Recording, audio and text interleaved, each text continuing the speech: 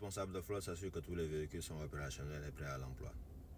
Ce qui va consister à minimiser les temps de panne au garage, à l'atelier de peinture ou à la tôlerie.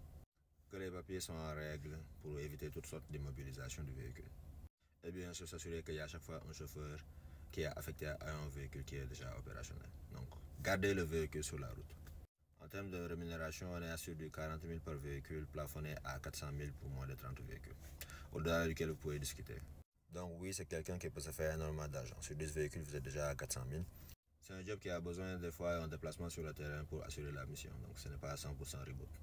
Un pouvoir de délégation et de coordination entre la direction, les chauffeurs, les voitures, les mécaniciens, ainsi de suite, les assureurs.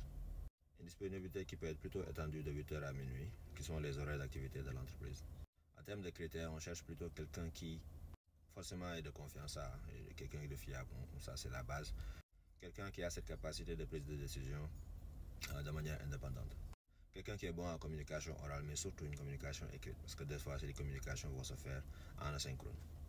Connexion à Internet, H24, 7 jours sur 7. À cause de certaines notifications, c'est un must.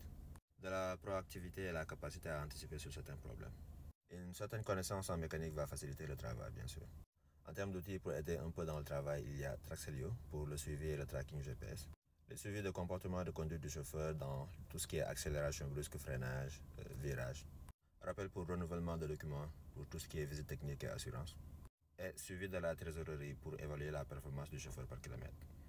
En termes d'objectifs, on est sur du 360 000 le mois et 60 000 de dépenses. L'objectif hebdomadaire va être corrélé à l'objectif de la semaine.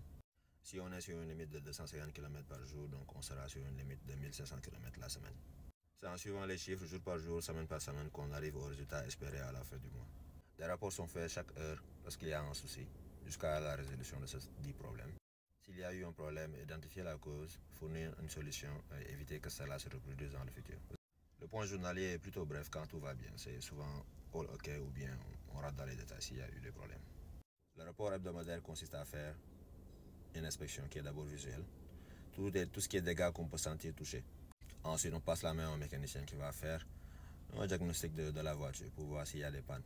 L'état des sièges, l'état des pneus, rétroviseur, boîte de vitesse, moteur, ainsi de suite. L'état de la clim, du klaxon, des poignées, des vitres, tout. C'est une série de à peu près 80 questions à remplir par le gestionnaire de flotte. Vérifier que tous les documents sont sur place, que ce soit le permis du chauffeur ou bien la carte grise de la voiture, la visite technique, l'assurance. Vérification de la disponibilité et validité des documents. Et pour terminer, on regarde la performance du chauffeur pour la semaine. Vérifier qu'on est sous les 1500 km pour la semaine et qu'on a atteint les 90 000. Si ça n'a pas été le cas, vérifier qu'on est au moins à 60%, donc à peu près 60 000. Le gestionnaire de flotte, lui, est aussi évalué de par sa disponibilité et sa réactivité face aux urgences. Le respect des objectifs journaliers, hebdomadaires et mensuels. Sur son optimisation des coûts et sa gestion proactive des incidents. Sans oublier l'appréciation des chauffeurs, des mécaniciens et de l'équipe technique.